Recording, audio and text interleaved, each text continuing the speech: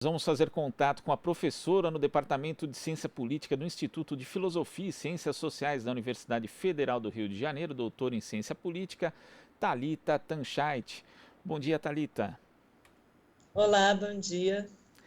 Thalita, nós tivemos nesse final de semana no Chile uma eleição que na verdade foram 4 eleições em uma, mas a que mais chamou a atenção foi justamente a eleição que define os representantes da Assembleia Constituinte, que vai ser realizado aí a partir de setembro. E nós tivemos, na verdade, uma grande derrota do governo de Sebastião Pinheira, mas da direita e dos partidos tradicionais de uma forma geral, com predomínio aí de candidatos independentes e também da esquerda. Eu acho que sem exagero de retórica podemos falar que foi um resultado e uma eleição histórica no Chile, né, Thalita? Qual a sua avaliação geral? Sim, foi uma eleição histórica e com resultados surpreendentes, porque pouco antes de iniciar a apuração, a análise da maioria dos cientistas políticos do Chile é que a direita, representada na coalizão Chile Vamos, né, que é a atual coalizão de governo, teria em torno de 40% das cadeiras, né, na Constituinte. E isso não aconteceu, eles não alcançaram nem 30% e não terão esse poder de veto que caracterizou a democracia chilena desde a sua transição. Esse eu acho que é um aspecto muito positivo, porque permitirá a redação de uma Constituição mais plural, mais inclusiva e mais democrática, na medida em que esta direita, né, que é herdeira do Pinochet, não toda ela, mas grande parte dela, acho que há também aí uma punição, tanto à direita quanto à esquerda tradicional, que participou do pacto da transição à democracia, ali no final da década de 80, que também não foi bem votada. Por outro lado, um bom desempenho desta nova esquerda, que é fruto direto das manifestações sociais vigentes no Chile, pelo menos nos últimos 10 anos, e que explodiram ali em 2019. Só que os maiores vitoriosos foram os independentes, né? Demonstrando de fato a debilidade do sistema partidário do Chile, algo que um cientista político chileno chamado Juan Pablo Luna chama de um sistema partidário estável, mas sem raízes. Quer dizer, sem raízes na sociedade. Frente a isso, independentes de fato foram os grandes vitoriosos desse domingo. Agora, Thalita, você toca num ponto importante que é essa questão da justiça de transição, da transição democrática que existiu no Chile, que de certa forma guarda algumas, claro que não é tão similar assim, mas guarda algumas semelhanças com o que ocorreu no Brasil, no sentido de que houve ali uma certa preservação da autonomia dos militares em direcionar essa transição. E nós tivemos o plebiscito que determinou a derrubada da Constituição que vigorava, talvez o maior legado autoritário do país, com a derrubada da Constituição feita ali no período Pinochet. Isso seria uma forma de completar, na verdade, essa transição que na prática sempre foi inconclusa, sempre estava por terminar, Thalita? Sim, porque tem uma coisa que nós dizemos quando vamos comparar Chile e Brasil, é que a direita chilena e esta direita autoritária chilena, ela não saiu do armário, porque ela nunca precisou entrar, né? Foi um processo de transição política ali em 1989 que deu ao autoritarismo amplos benefícios em democracia. Então, o Chile teve, até muito pouco tempo atrás, por exemplo, senadores biônicos, senadores vitalícios, indicados pelas Forças Armadas. O próprio Pinochet, até 1998, era senador e chefe das Forças Armadas. Quer dizer, uma estrutura de poder muito consolidada aos militares. O Pinochet, por exemplo, durante a ditadura, acabou com o sistema de aposentadoria pública, mas manteve um sistema de aposentadoria aos militares 7 vezes maior, se eu não me engano, do que ele era. Essa eleição desse domingo, ter completado esta transição à democracia, ataca o principal problema que a democracia chilena teve nos últimos 30 anos, é que a sua Carta Constitucional, né, tinha uma ilegitimidade de origem, na medida em que ela foi redatada e aprovada em um contexto autoritário. Então, eu acho que esta transformação é muito relevante. Nós dizemos, né, nas ciências sociais, que o Chile é uma democracia soberana, uma democracia incompleta e um neoliberalismo corrigido, um neoliberalismo com rosto humano, porque não dá para ignorar este conteúdo desdemocratizante do neoliberalismo que está muito presente na Constituição de 1980, na atual Constituição chilena.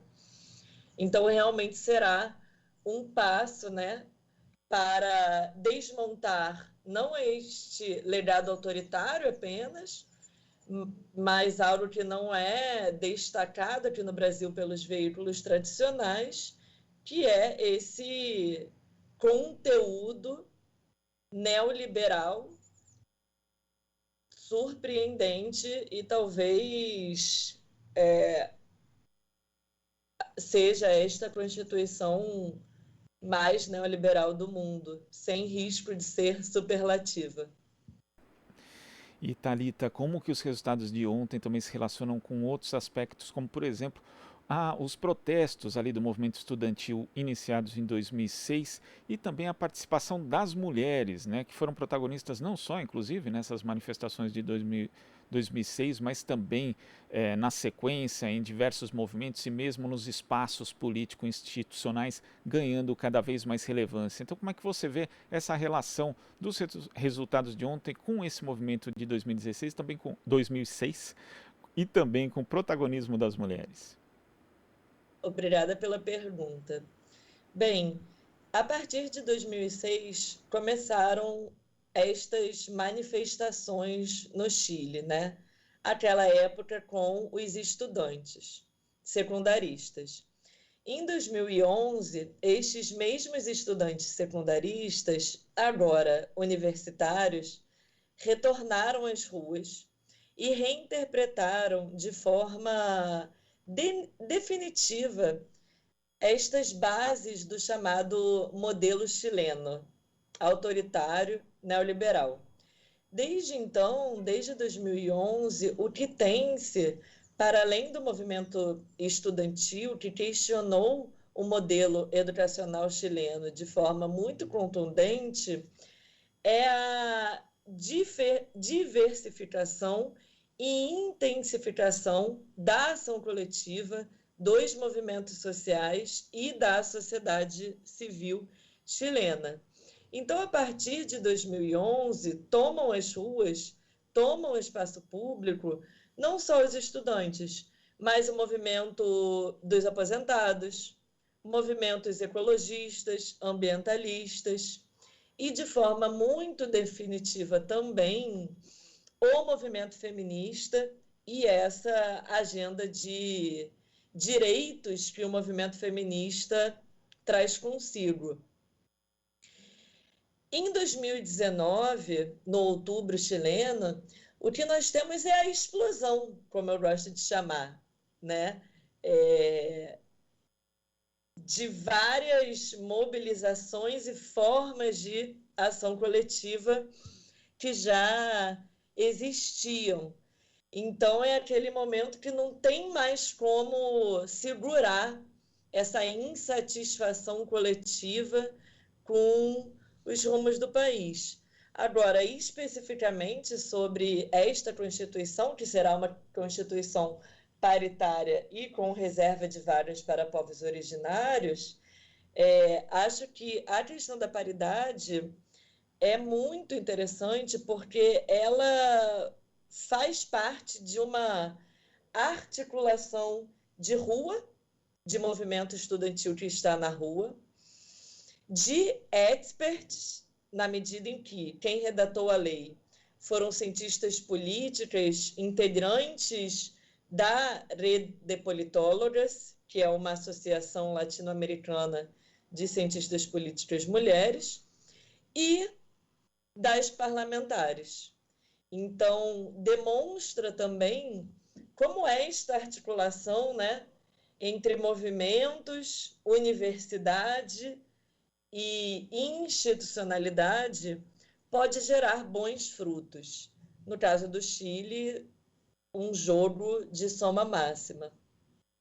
Quer dizer, no caso, o resultado aí dessa articulação justamente que você destaca entre o movimento de rua e também o movimento nos espaços institucionais e uma luta geral por direitos, né? Porque muitas vezes aqui no Brasil se fala, não, se você defender determinado tipo de pauta, ela não combina necessariamente com o combate ao neoliberalismo, e o Chile mostra que não, que essas pautas caminham juntas, que a luta por direitos, ela é ampla e é diversa mesmo.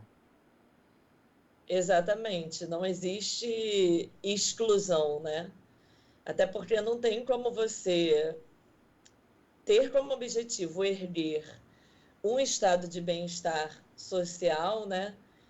Sem levar em consideração como a ausência de um estado de bem-estar social é extremamente danosa para determinados setores da sociedade. E aí nós incluímos grupos minoritários, né, como mulheres, populações originárias, povos LGBT, mas também incluímos pobres, né, classes populares. E o que nós temos no Chile é um estado em que estes direitos mais amplos e de corte universal não estão presentes e não estiveram presentes até agora. Então, esta tentativa, e me parece que tem sido vitoriosa, de articulação, é extremamente benéfica. Acho que vale a pena destacar, por exemplo, que nas eleições locais, na comuna de Santiago, quem ganhou as eleições, né, que será a próxima prefeita de Santiago, é uma mulher, uma jovem, que se chama Iracy Hessler, que venceu as eleições do atual prefeito, de uma família que tem 2 ex-presidentes do Chile, e ela é uma jovem comunista, né? Então, demonstrando aí essa indissociabilidade destas duas agendas. Agora, em relação aos representantes que foram eleitos, né, já é possível vislumbrar os principais pontos que essa Constituição vai tocar, que a Assembleia Constituinte vai trabalhar? Porque a gente sabe, por exemplo, que o sistema presidencialista tem sido bastante questionado da forma como ele é, existe a possibilidade de se migrar para um sistema semipresidencialista, também há outras questões como os direitos dos povos originários, o acesso à água. O que você acha que vai ser? É possível a gente já prever o que vai ser, principalmente, os principais pontos de discussão nessa Assembleia Constituinte, Thalita? Olha, não teria uma previsão muito alta no momento, porque eu acho que ainda precisam, muitos acordos vão precisar ser realizados ainda, né? Tem muitos pactos políticos que ainda estão em aberto, especialmente devido a essa maioria de independentes, porque isto foi realmente surpreendente, realmente algo que não se esperava. O que nós podemos esperar, na medida em que a direita não tem poder de veto, é que teremos uma Constituição que buscará erguer uma estrutura mínima daquilo que é um estado de bem-estar social. Então, eu imagino que as bases deste modelo estarão sendo questionadas de forma muito veemente, no que diz respeito ao acesso à água, por exemplo, saneamento básico, ao modelo educacional, ao sistema de saúde, ao modelo de aposentadoria, a esses pontos bastante relevantes. Eu imagino também que irá ter uma discussão em torno ao modelo de Estado chileno, não sei de semipresidencialismo, mas deste modelo centralizado e autoritário, porque, por exemplo, nesse domingo foi a primeira vez que a população chilena votou para eleger seus governadores. Até então, os governadores eram indicados pelo presidente da República. Então, este desenho autoritário e centralizador, imagino também que estará na pauta, e a questão dos povos originários também. Só tem um ponto que eu sempre gosto de destacar, é que a esquerda chilena, ela é uma esquerda moderada. O seu conjunto se assemelharia muito mais a uma social-democracia europeia tradicional do que a experiências mais radicais da esquerda. O que vai precisar ser visto, e agora com calma, com pesquisa, com análise, é o que de fato estes independentes querem e se eles atuarão com coesão, que é algo que acontece naturalmente quando você integra um partido político, né? Ou não. Acho que esta é a grande incógnita. Isso aumenta muito o grau de incerteza com relação a este processo constituinte, mas eu considero positivo porque a democracia, afinal, ela é a institucionalização da incerteza, né? E esta incerteza sempre foi minimizada no Chile. Isto retornar e ser, de fato, a regra da política chilena, do processo político chileno, acho que é extremamente positivo. E vamos continuar acompanhando o desenrolar desse processo político no Chile. Thalita, muito obrigado pela sua participação aqui no Jornal Brasil Atual e até a próxima. Muito obrigada, um grande abraço. Abraço. Conversamos aqui com a professora no Departamento de Ciência Política do Instituto de Filosofia e Ciências Sociais da Universidade Federal do Rio de Janeiro e doutora em Ciência Política, Thalita Tancheit. Você está ouvindo Jornal Brasil Atual. As notícias que os outros não dão.